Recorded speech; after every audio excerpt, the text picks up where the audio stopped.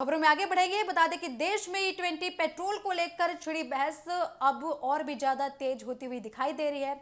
आम आदमी पार्टी के राष्ट्रीय संयोजक अरविंद केजरीवाल ने केंद्र सरकार से बड़ी मांग करते हुए कहा कि देश के हर पेट्रोल पंप पर लोगों को शुद्ध पेट्रोल और E20 पेट्रोल दोनों में अपनी पसंद का विकल्प मिलना चाहिए। उनका कहना था कि किसी भी उपभोक्ता को उसके पसंद के हिसाब से पेट्रोल दिया जाना चाहिए। अगर उसका मन नहीं है E20 पेट्रोल का तो उसको उसके पास ऑप्शन होना चाहिए।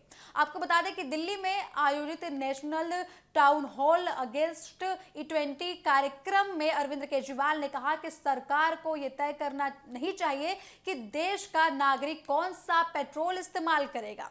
उन्होंने कहा कि अगर कोई भी व्यक्ति अपनी गाड़ी में शुद्ध पेट्रोल भरवाना चाहता है तो उसे ये सुविधा जो है मिलनी चाहिए। अगर कोई E20 लेना चाहता है तो उसे भी उसका विकल्प उपलब्ध होना चाहिए। उनके मुताबिक विकल्प देना लोकतांत्रिक व्यवस्था की बुनियादी भावना है। केजरीवाल ने दावा किया कि E20 पेट्रोल को लेकर देश भर में वाहन चालकों की शिकायतें सामने आ रही हैं। उनका कहना था कि कई लोगों ने माइलेज घटने और इंजन की परफॉर्मेंस प्रभावित होने जैसी गंभीर समस्याओं की बात कही है। उन्होंने आरोप लगाया कि सरकार इन चिंताओं को गंभीरता से नहीं ले रही है और अपनी नीति को आगे बढ़ाने में लगी हुई है। अब इसी वजह से उन्होंने सरकार से मांग की है कि पहले लोगों की आशंकाओं का समाधान किया जाए और फिर किसी नीति को व्यापक स्तर पर लागू किया जाए। आम आदमी पार्टी प्रमुख ने यह भी कहा कि अगर सरकार E20 पेट्रोल को बढ़ावा देना चाहती है तो उसकी कीमतों को भी कम करना चाहिए। उनका तर्क था कि यदि किसी ईंधन से माइलेज कम होता है या फिर कम मिलता है तो उपभोक्ताओं पर अतिरिक्त आर्थिक बोझ पड़ता है। ऐसे में E20 पेट्रोल को सस्ता किया जाना चाहिए ताकि लोगों को आर्थिक नुकसान न उठाना पड़े।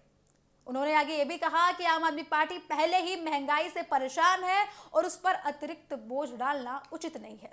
अपने संबोधन में आपको बता दें कि यह भी बोला गया है कि केजरीवाल ने केंद्र सरकार पर निशाना साधते हुए उन्होंने ये भी बोला कि E20 नीति पर खुली चर्चा नहीं होने दी जा रही है।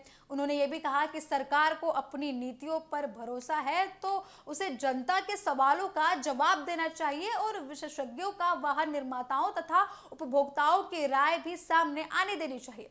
उन्होंने दावा किया कि इस मुद्दे पर कोई भी ऑटोमोबाइल कंपनी खुलकर बोलने से बच रही है। केजरीवाल ने ऐलान किया कि उनकी पार्टी इस मुद्दे को लेकर आंदोलन तेज करेगी। उन्होंने घोषणा की कि वे प्रधानमंत्री आवास तक मार्च निकालेंगे और लोगों के हस्ताक्षर के साथ ज्ञापन सौंपेंगे। उन्होंने कहा कि यह लड़ाई किसी राजनीतिक दल की नहीं है बल्कि देश के करोड़ों वाहन चालकों और उपभोक्ताओं के अधिकारों की है। उन्होंने लोगों से भी इस अभियान में शामिल होने की अपील की है। हालांकि केंद्र सरकार पहले भी E20 नीति का बचाव करती रही है। सरकार का लगातार ये कहना है कि पेट्रोल में 20% एथेनॉल मिलाने से कच्चे तेल के आयात पर निर्भरता घटेगी, किसानों को गन्ने और अन्य फसलों का बेहतर बाजार में मूल्य मिलेगा, विदेशी मुद्रा की बचत होगी और प्रदूषण कम करने में भी काफी ज्यादा मदद मिलेगी। सरकार का दावा है कि एथेनॉल ब्लेंडिंग कार्यक्रम ऊर्जा सुरक्षा और पर्यावरण संरक्षण दोनों के लिए महत्वपूर्ण कदम है। अभी E20 को लेकर राजनीतिक बहस तेज होती हुई दिखाई दे रही है। एक तरफ केंद्र सरकार इसे आत्मनिर्भर भारत, किसानों की आय बढ़ाने और हरित ऊर्जा की दिशा में बड़ा कदम बता रही है, तो वहीं आम आदमी पार्टी इसे उपभोक्ताओं पर थोपी जा रही नीति करार दे रही है। विपक्ष की मांग है कि सरकार लोगों को विकल्प दे, जबकि सरकार का फोकस एथेनॉल मिश्रित ईंधन के विस्तार पर है। ऐसे में आने वाले दिनों में ये मुद्दा संसद से लेकर सड़क तक और भी अधिक गर्म होता हुआ दिखाई दे सकता है।